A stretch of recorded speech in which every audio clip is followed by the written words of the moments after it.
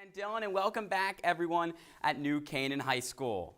For all of you non-freshmen, you already know me as one of our sports reporters here at NCHS alongside Dylan. Before you rookies, I'm Ian Nicholas and this is your Rams Sports Report. Now to bring our newbies up to speed, in this segment we update you on how the Rams performed during the week, when and where the games are, and we give one special athlete the honor of being our Ram of the Week. And considering I no longer play any high school sports, I think I'm perfectly qualified to give out these awards and critique everybody's play. How are our Rams looking? AJ, how else am I supposed to answer that question except, as always, they look fantastic. No, seriously, our athletes haven't disappointed me yet, and I'm here to relay all the good sports news to you. As the ladies were a spotless 4-0 heading into the week, outscoring their opponents 19-0 during this hot streak. Be sure to come out and support the girls this afternoon as they host the 5-1 Wilton Warriors at 4 on Dunning, in what should be a thriller. Let's go indoors now to girls volleyball, who are also off to a great start as they entered the week only dropping one set through their first 3 wins. The girls look to keep it up this week, and that's exactly what they do, defeating Fairfield Ward at home on Tuesday, 3-1. Then last night they traveled to Stamford to battle the Black Knights, and they won by the same score, 3-1. The girls are now 5-1, which is just 3 wins shy of their win total throughout all of last season. Their bounce-back campaign continues on the road versus Wilton on Tuesday, who were a perfect 4-0 and look to run that streak up to 5 on Wednesday when they hosted Stamford on Connor Field. Now guys, you know I'm good in front of the camera, but I filmed this game, so if footage stinks, cut me a little slack. Let's roll it. Here are the ladies, and they looked hyped for the game. It's 2-0 now, and the girls, well, they're not going to stop. It's Kat Moroku lasering it. It's Lizzie Kozinski. Look at that top shelf finish. Late in the game, 6-0. It's Kendall Patton, the sophomore. Look at this dime, wide open. Emma Shue taps it in. Final score, 7-0. Girls crush the Black Knights. Been on a tear this season, so let's send it over to Ian Nicholas to hear more about our Rams. Well, Harv, even though girls volleyball has been on a tear, I was not on a tear when I got cut off my gym volleyball team last year. No hard feelings, and believe me, there's no one better to talk about any of the sports here at the high school than I. Good morning, everyone. I'm Ian Nicholas, and this is your Rams Sports Report. Junior Charlotte Frank was the diving winner and set the school diving record in the process, scoring 281.7 out of 300 points and beat the next closest diver by over 30. When you set a school record, despite the loss, you deserve our Ram of the Week. Congrats, Charlotte. If the boys get 2 more wins and another tie, they could even make states. Meanwhile, girls soccer has been fantastic, coming into the week ranked as the 9th best team in New England, according to USA Today, and matched up against the 5th ranked Richfield Tigers on the road Monday night. Both cross-country teams will host FCX on Tuesday. And finally, field hockey is still perfect for 10-0 after wins over Milford and Brian McMahon this week, and today they host Richfield on Dunning at 4. NCHS, we got 2 games tonight, 1 game tomorrow, so you have to go out and support the Rams. There are as many games as possible this fall season as it's finally in full swing. The Rams need your support, kind of like Daniel Jones needed it last night up against the Patriots.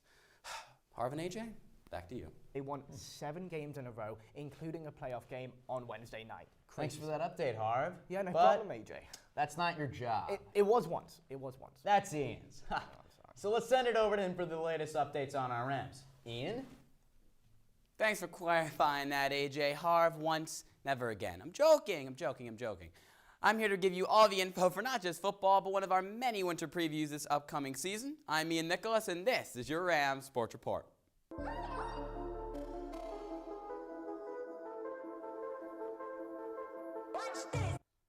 We have a lot to talk about with football, so let's just dive right into it. The boys' rough 2-2 start looked like a thing of the past as they headed into their annual Turkey Bowl matchup against undefeated arch-rival Darien last Thursday morning. Riding a 5-game win streak, the Rams had already clinched a Class L playoff spot before kickoff, but a win would clinch a first-round home playoff game. And with a matchup this big, you know NCTV was there.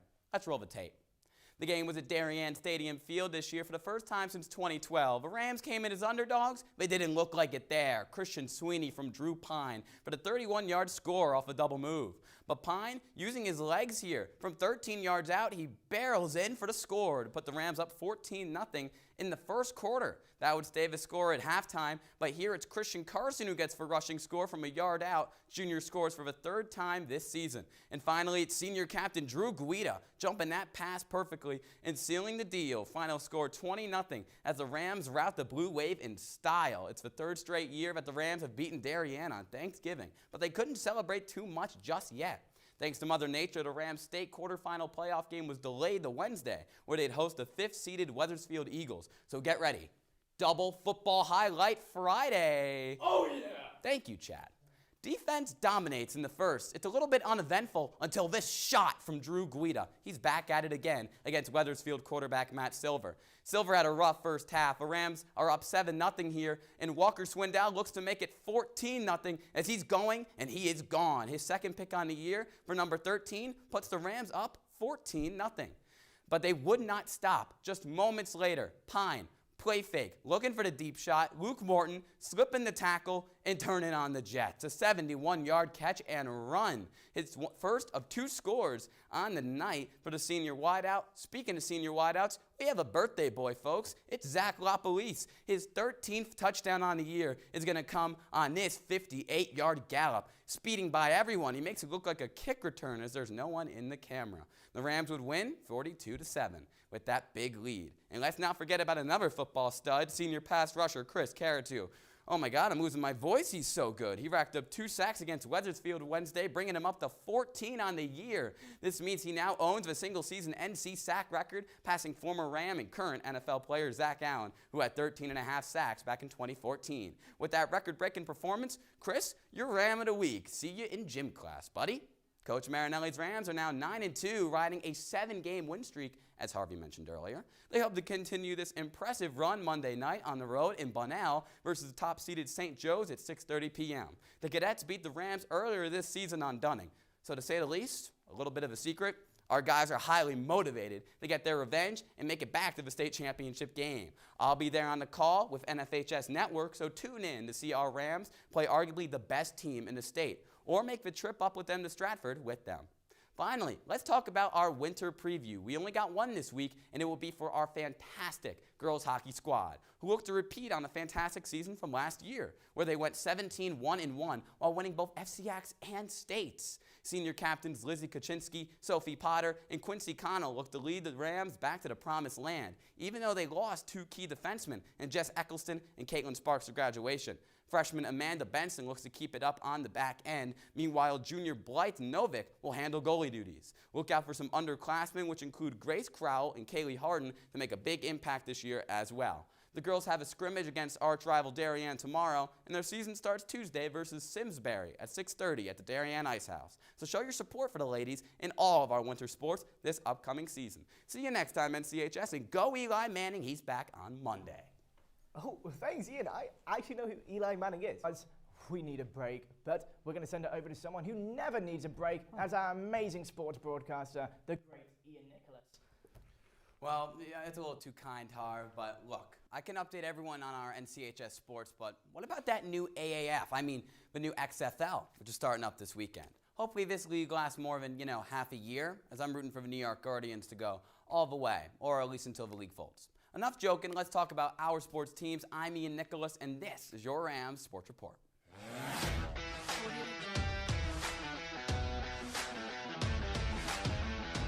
We start with boys swim and dive, who got a big 98-71 home win over Fairfield Ludlow Ward last Friday. They were led by their senior divers, Captain George Moore, James Ragusa, and Jackson Camporin, who all 3 scored more than 300 points. This was the first time in 23 years that 3 different NC divers had 300-plus points in a single meet. Congrats to them.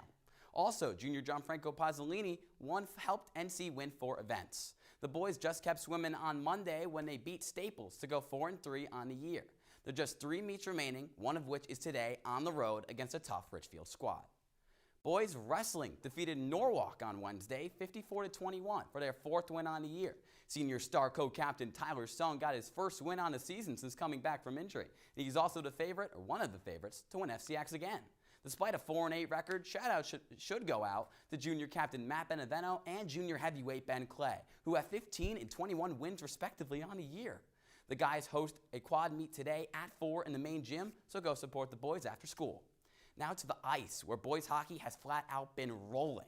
They hosted Trumbull on Saturday and won 3-2, backed by the first 2 goals in the varsity career of freshman defenseman Alex Sotiros. And when you're a freshman, you lead your team against a tough FCAC matchup, and the fact that you don't even play a lot of offense, you, sir, are Ram of the Week. Congrats, Alex. On Wednesday, the guys took a short trip to Terry Connors, where they annihilated Trinity Catholic, 11-0, not a typo, with goals from 10 different players. At 11-1-1, the guys now have their game of the year versus arch-rival powerhouse Darien tomorrow at 3:50 at the Darien Ice House. So go show your support or tune in to NCTV 78 on YouTube with Dylan Pescatore on the call. If you plan on attending, though, student IDs will not be honored, as you must pay $5 for a ticket, which will start selling at 3:15 at Darien.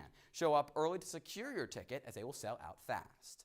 To the hardwood, boys basketball suffered a back-breaking 73-70 loss to St. Joe's on the road Monday, their 3rd L in a row. Thursday, Coach Melzer and crew looked to turn it around when hosting 6-6 Brian McMahon, and you know NCTV was there, so let's roll it. It's a big news for the Rams as they get back senior star leading scorer Alex Gibbons, number 5, and they're going to need him if they want to have a chance in this one against McMahon. McMahon came out hot early. Eric Miller, pull-up jumper with the man in his face. He nails it. Here's Joanne Wiggins, John Hall right in his face. He buries for 3. McMahon's up 6 at the end of the first. They're up 16 at the half.